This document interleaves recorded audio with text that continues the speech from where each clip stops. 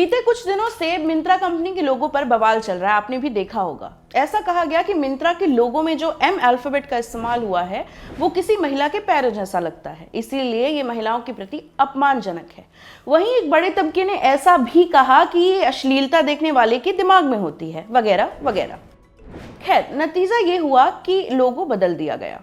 इस पूरे घटनाक्रम के बाद अब ये तो एक्सपेक्टेड था ही कि सोशल मीडिया पर लोग अपनी राय रखेंगे। सोशल मीडिया पर यूजर्स ने कुछ दूसरे ब्रांड्स के अपमानजनक लोगो भी खोज निकाले। उन्होंने हर चीज को एक अलग नजरिए से देखना शुरू कर दिया। आइए एक नजर डालते हैं। हर्षा एमबी नाम के यूजर को बाईजूस के लोगो में खामी नजर आ गई, किसी को मास्टर कार्ड के लोगो से दिक्कत हो गई। अब अगली बार इस कंपनी का डेबिट या क्रेडिट कार्ड आप देखेंगे तो पता नहीं क्या सोच लेंगे। रोहित नाम के यूजर ने एयरबीएनबी का लोगो बदलने की मांग कर डाली। लोगों ने अमेजॉन तक को नहीं बख्शा। मोहित नाम के एक यूजर ने लिखा कि पहले वो मिंत्रा के लोगों को नॉर्मल एम की तरह देखते थे, अब चाह कर भी वो ऐसा नहीं कर पा रहे हैं। वहीं ईशान नाम के एक यूजर को ल्यूपिन का लोगो पुरुषों के प्रति अपमानजनक लगा। किसी ने मिंत्रा का लोगो बदलने की मांग करने वाली एक्टिविस्ट नाज पटेल पर तंज कसते हुए कहा, शुक्रिया, आपने इस देश की महिलाओं से जुड़े जरूरी मुद्दों पर प्रकाश डाला। लोगों ने दूरदर्शन को भी नहीं बख्शा। गूगल से भी जीमेल का लोगो बदलने की मांग की गई। एक यूजर ने मिंत्रा का नया लोगो तक बनाकर दे दिया। ये तो हुई पूरी बातचीत इस लोगो के आसपास जो सोशल मीडिया पर बवाल मचा है।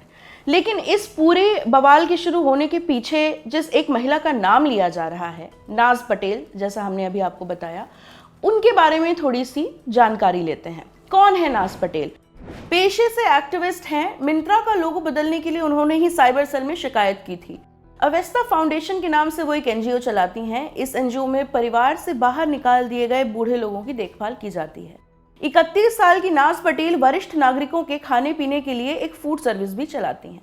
मिंत्रा के लोगों पर हुए विवाद के बाद से ही लोग नाज पटेल को ट्रोल करने में लगे हुए हैं। कोई उनके बालों पर सवाल उठा रहा है तो कोई इनके कैरेक्टर पर। उनके एनजीओ को भी नहीं बख्शा गया है। उनके खिलाफ स्त्री विरोधी टिप्पणियां भी की गई हैं।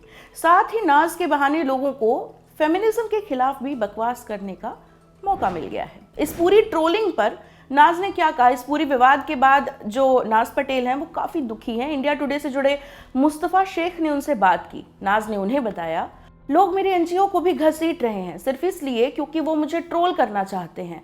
उन्होंने एनजीओ के पेज से मेरी फोटो निकाल ली, जिसके बाद व्यक्तिगत हमले शुरू हो गए। एक्चुअली किसी ने कमेंट किया कि जिस औरत के बाल छोटे होते हैं वो लॉयल नहीं होती। बाल तो बढ़ जाएंगे, फिर मेरी लॉयल्टी वापस आ जाएगी, तो मैं लॉयल्टी आने का वेट कर रही हूँ। एक्चुअली क्या हुआ था कि मैंने लॉकडाउन के टाइम में एक लेडी को मैंने रेस्क्यू किया था जो सड़क पे पड़ी थी। अराउंड उसकी एज 80 थी और जब मैं उसको लेके आई तो कई सालों से सड़क पे थी।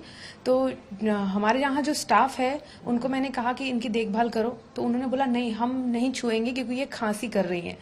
तो उनके साथ मुझे 14 दिन क्वारंटाइन रहना पड़ा और 14 दिन क्वारंटाइन रहना थोड़ा डिस्टर्ब करने वाला था और उनके साथ उनकी देखभाल की क्वारंटाइन रह के। फिर उनकी जुएं मेरे बालों में आ गई और वो कुछ दवाइयाँ मिलती हैं जो मेडिकल स्टोर पे उस टाइम अवेलेबल नहीं था। तो वो ट्रिमर हम लोग जहाँ पेशेंट का बाल निकालने के लिए हम लोग यूज करते हैं, मेरे पास एक ही ऑप्शन था कि मैं उस जुओं को निकालने के लिए मैं अपने बाल को निकाल दूं। तो मैं टकली हुई हूँ, मेरी लॉयल्टी मेरे साथ ही है, वो बाल वापस आने के साथ वापस आ जाएगी। लोगों ने नाज पटेल को इस कदर ट्रोल किया कि वो अब अपने घर से भी बाहर नहीं निकल पा रही हैं। नाज ने बताया, ये उस लोगो और नाज एकता पटेल के बीच की बात थी जिसमें एनजीओ को बहुत बुरी तरह घसीटा गया। तो इसमें एनजीओ का कोई लेना देना नहीं है। ये मेरी एक फीमेल की पर्सनल फीलिंग थी कि नहीं, इस लोगों में कुछ तो गड़बड़ है।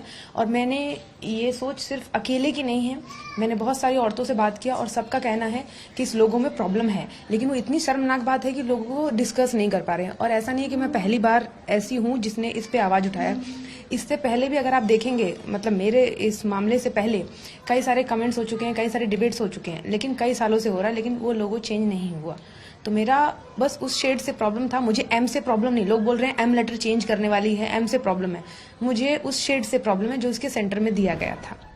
नाज ट्रोलर्स के ऊपर कानूनी कार्रवाई की तैयारी भी कर रही हैं। उनके वकील राकेश राठौड़ ने कहा, ये सिर्फ ट्रोलिंग नाज पटेल का नहीं हुआ है, ये ट्रोलिंग एक वुमेन का हुआ है, जिसके वजह से वुमेन एम्पावरमेंट जो इतने साल से बहुत से अपनी महिलाओं ने बलिदान देके जो वुमेन एम्पावरमेंट को जिस स्थिति आज हम पहुंचे थे, उसको कहीं ना कहीं ठेस पहुंची है। और जो विक्टिमाइजेशन हुआ है नाज पटेल का, उसके लिए हम लीगल प्रोसीडिंग्स जो भी है, लीगल प्रोसीजर्स हैं, कानूनी जो भी कार्रवाई हो सकती है वो हम करने का, इनिशिएट करने का हम सोच चुके हैं, मन बना चुके हैं, और हम जल्द ही इसके बारे में आपको बताएंगे। आपका क्या सोचना है इस पूरे लोगों से जुड़े बवाल को लेकर, हमें कमेंट सेक्शन में जरूर बताइएगा। आप तक ये स्टोरी लेकर आए थे मुरारी, मैं हूं प्रेरणा, कैमरे के पीछे है राशिद। देखते रहिए ऑर्डिनरी।